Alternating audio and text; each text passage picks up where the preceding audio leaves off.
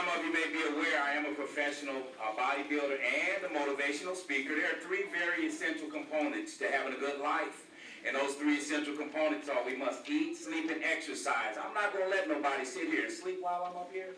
So I want everybody to stand up. We're going to do a real fast exercise. Everybody up, everybody up, everybody up, everybody up, real fast. Everybody up, everybody up, everybody up. Keep in mind, I am a motivational speaker, so we're going to get just a little bit motivated. We're going to let y'all take some of that back home with you today. Exercise is real simple. Again, very important. And this is important for our children too. Three important components to good life. Eat, sleep, and exercise. I perfected all of these in the penitentiary. Now here's the exercise that we're going to do. That's why I'm free. This stuff works. This stuff works.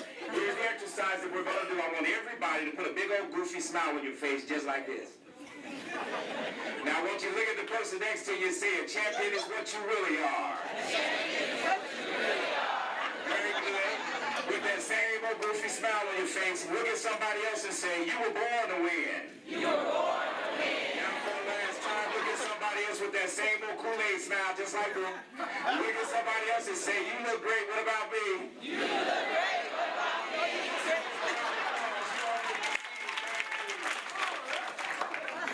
Now that we got that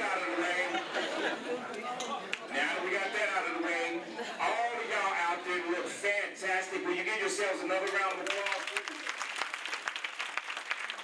Now I want you all to be quite honest with me. Now the men, if you're real men, you can participate, but if you still got juvenile in you, and if you still got boy in you, you can't handle this. Because another man ought not have a problem telling another man he look good, but for the ladies in particular, does a brother look just a little bit good?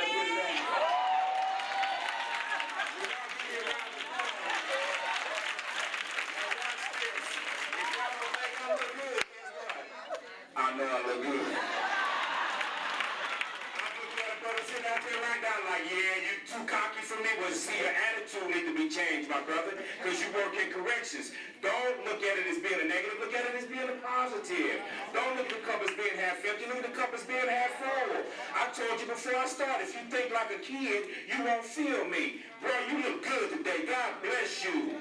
God bless you. Keep up the good work. Brother, you looking good. I wish I had put on the brown suit, the blue shirt, just like you're looking good.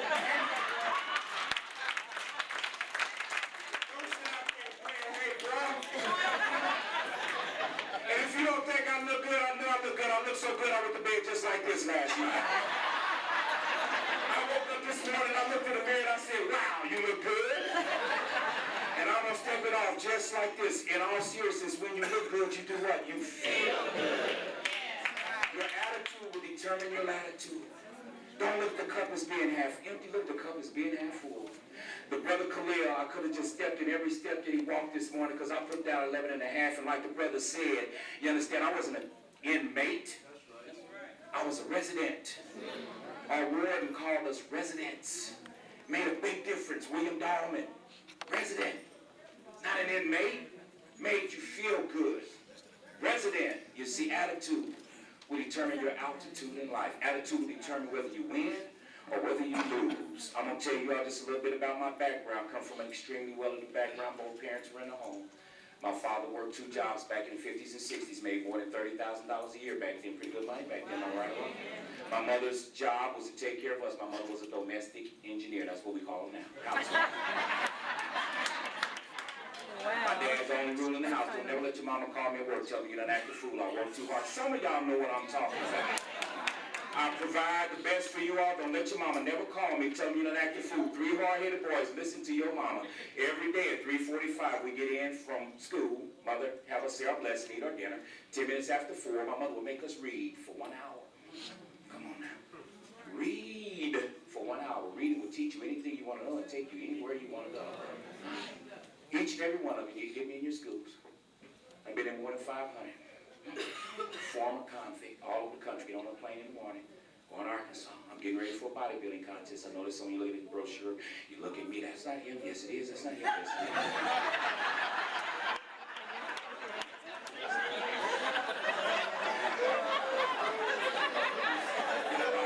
I got a contest a week from Saturday. I'll come up out of here. You'll see. I got my closing trucks out of the car. I'm strapped. I'm ready. I'm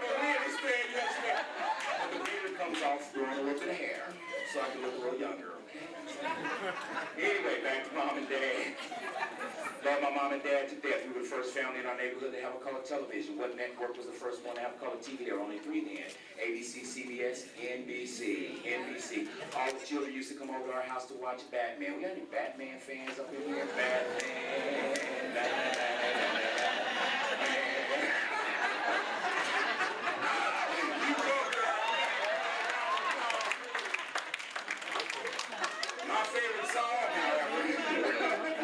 My favorite one of the Looney Tunes was Bugs Bunny. Any Bugs Bunny fans in the house? Overtures, curtain lights, this is it, we get the heights. All the heights will hit, on with the show, this is it. Will you all give me a round of applause? The reason the Bugs Bunny song has so much significance to me because I left my cell one day on my way to Child 2 weeks before Thanksgiving. I looked next door and a guy had hung himself. Suicide is most dangerous and most deadly around Thanksgiving in all penitentiaries across the nation. More people commit suicide around Thanksgiving than any other time in a year. So despondent, I was in about my 4th year of incarceration. I too wanted to be home with my family, but I was incarcerated because of bad choices. The choices that we make between 12 and 19 will dictate and determine who and what we will be for the rest of our lives. Bad choices, which is what my program is called for children across the country. Choices that we make between 12 and 19 will dictate and determine who and what we will be for the rest of our lives. 80% of what we learn from what we see. How many of us in here smoke? Raise your hands. Come on, raise your hands. Who's smoking here? Raise your hands. Thank you. Put them down. How many of us in here that smoke got children? Raise your hands. Those of us with children that smoke, you want the baby to smoke? Leave your hands in the air. Why do we put our hands down? Don't want the babies to smoke, do we? You know why? That's exactly right. My mom used to say, don't do what I do, do what I say. Mom, why do you smoke cigarettes, son? Don't do what I do what I say. I love my mother to death, but parents, hear me, 77% of us will smoke if our parents and predecessors smoke around us. Stop smoking cigarettes. That's my public service announcement. Now we got that out. Learn the Bugs Bunny song because Thanksgiving Day, knowing how despondent many of us are, I was looked upon as a leader. I started 2 programs while I was incarcerated, one called START, Striving Towards Acting Responsibly Together, which I started at Lebanon Correctional. We had a fantastic warden. Our warden, William Dalton, used to allow us to put programs together. All we had to do was put the proposal together and submit it, and he would allow us to put the program up. Started another program at Madison Correctional called SORROW, Self-Awareness Resident Orientation, always focused on helping the youngsters. So being the leader that I was, as many of the persons who've been incarcerated have already indicated, we all have leadership abilities in each and every one of us. We all have leadership abilities. Okay? We all have leadership abilities, each and every one of us. And as a result of that, knowing that suicide is big in prison, for Thanksgiving I decided that I was going to learn the Bugs Bunny song. And I stood up in the middle of the dining hall and I sung the Bugs Bunny song, running the risk of being put in the hole because that's created disturbance, right? But I sung the song, and what did everybody do? Just like you all did, laugh. See, attitude is everything. Attitude determines whether we win or whether we lose in life. Coming out of school, I was #1 running back at my high school. I had raw talent. If they threw the ball anywhere near me and I touched it, what did I do with it? I caught it. When I caught it, what did I do? I ran. When I ran, what happened? Touchdown. Why? I was too afraid to get hit. Ain't nobody gonna catch me, right? Had raw talent. By the time I got to the 11th grade, I had a 3.8 GPA. I only missed 2 days of school. I graduated with 1.90 because I got cool too quick, just like a lot of us already acknowledged. Started selling drugs. Made bad choices. See, the choice is mine. The choice is yours. The choice is our children. They watch and see what we do. Everything that we do, they're learning. We learn from 5 senses. What we see, hear, smell, taste, and touch. 80% of what we learn from what we see. They learn from what they see. We are watching. Let me ask you smokers one more question real quick. When you came here today, or before you got here, have you ever seen a bird fly over you with a cigarette in his mouth? Never. Have you ever seen a bear, or deer, a gazelle, a tiger, lion, elephant on TV with a 12-pack under his arms? Never seen it. Why? Because it's not God's law. Oops. Did I mention God in here? For those of you that don't believe in God, I apologize. Those of you that do, give God some praise.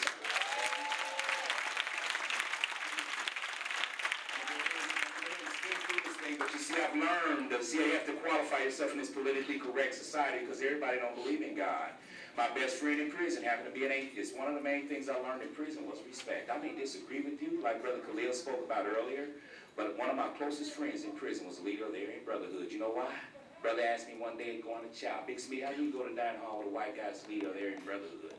Might save the skin on your black ass. That's why. Real simple. So I learned respect in the penitentiary. Graduated with a 1.90, started selling drugs, and I had 4 dope houses in Kansas City, got pulled over, arrested, taken into custody. They let me go. Somebody always sees something in you that you don't see in yourself.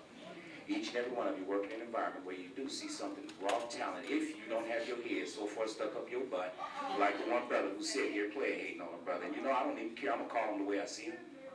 I don't care, because what I've been through, I'm tired of living anyway. You don't put no fear in my heart. And I deal with this when I go out and speak in the community. You know why? Because I'm a convict. I'm going to be one till the day I die. 135-714. You know why? Because society said so. My attorney, the judge, let me go. Even the prosecutor asked, the head prosecutor, let him get rid of the number. Oh, no. So I'm going to be a proud one. Now, when they relinquish it and let me have another shot at life, you see, because I come from a good background. Both parents was in a home, just like my other. You see, I'm a good person that made one bad mistake and got caught, you know. I rectified that, let it go. I did that 20 years ago. Haven't done nothing but good things. So my number is 135-714. I just got done speaking at 18 prisons in Florida. They said, Mr. Smith, quit telling the juvenile delinquents that you're a convict. Oh, no, that's part of the program. I'll be a convict until they release me. When they take it off my head, I'll stop being a convict. See, when I go get a job, first thing they ask me, have you been incarcerated? Which is why I run my own business.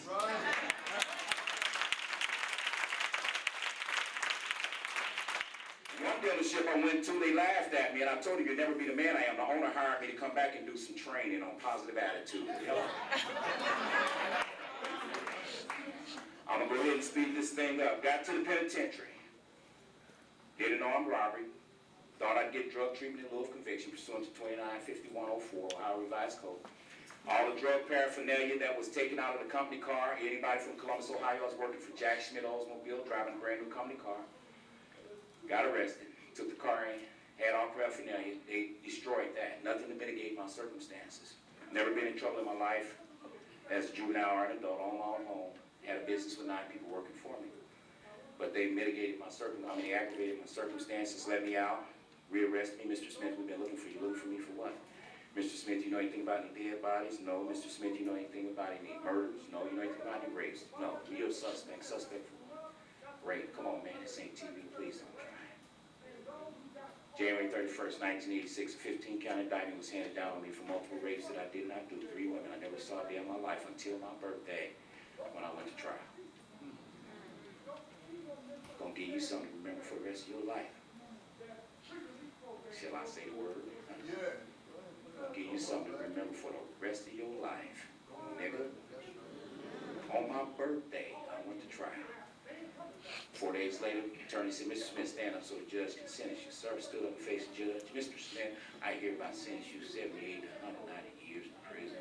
Mr. Prosecutor, how much you get on that armed robbery? 625. Mr. Bailiff, how much is that altogether? 84 to 216. Mr. Smith, I sentence you 84 to 216. Carry your ass to prison. Take care of yourself again. What did the judge tell me to do? Trying to be funny. Take care of yourself. Read chapter 1, verse 5. Proverbs says, a wise man will hear, increase his learning. Mother taught me to read when I was young. And attain unto wise counsel. I got in prison.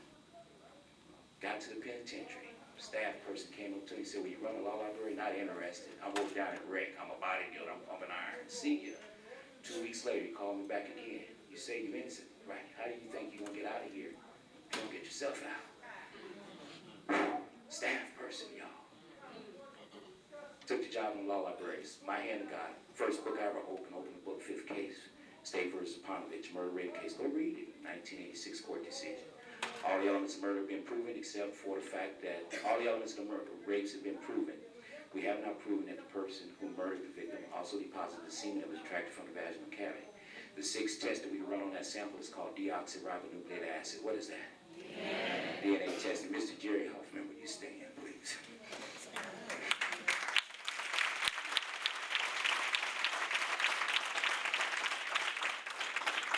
I get rid of these emotions. Here it says some talk.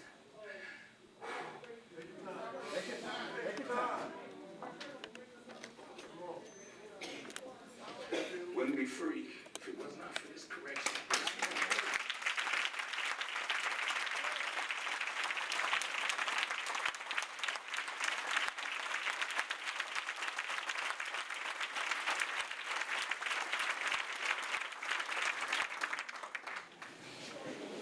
Yeah, I'm a big old crybaby.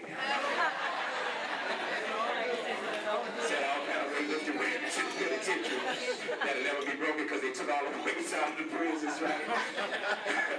I ain't cried until I walked out of prison, Mr. Huffman. But when I knew he was coming, I had to stop crying.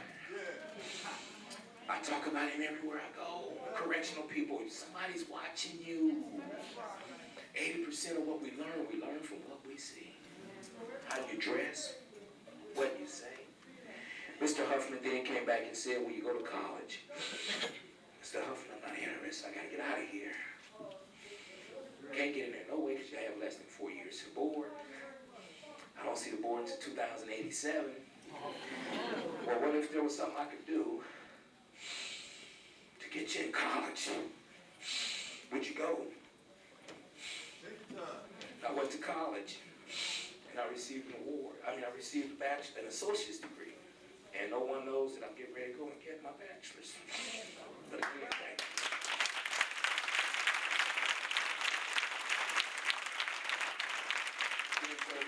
In 3 minutes, I'm 7 over. I'll be down here in a second.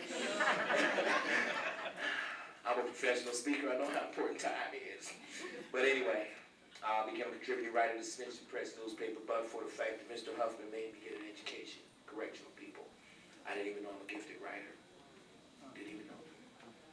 This person, Khalil mentioned earlier, there are some white people that have influence on us. See, it ain't about race. It's all about when you commit to God. See, Jeremiah 33:3 says, "Call unto me, I will answer thee and show thee great and mighty things which thou knowest not." I said, God, dig this here, big guy. If you can hook a brother up just one more time, I promise you, man, I'll work for you for the rest of my life.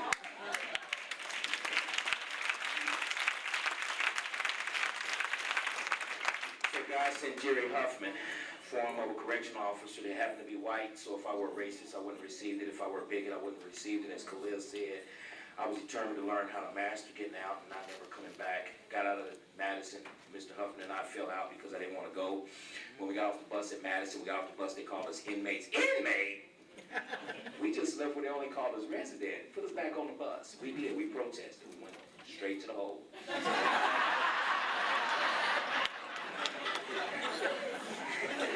And that's when they said, they contacted Lebanon. But we said, no, we all got perfect records. Put us back on the bus, send us back home. Said, no, what we're going to do is they spoke with Lebanon Correctional, they spoke with Columbus, Ohio, Joyce and Clark at the Correctional Institution Committee. And they said, what we want you all to do is help us get this thing together. And the final thing I said, correctional officer at Madison came up to me one day and said, Big Smitty, you can beat these guys in this magazine. I'm like, how am I going to beat them when I'm still in here? First DNA came back. You can beat them. Earl Crosswhite started training. He trained with Mike Francois at Columbus, Ohio.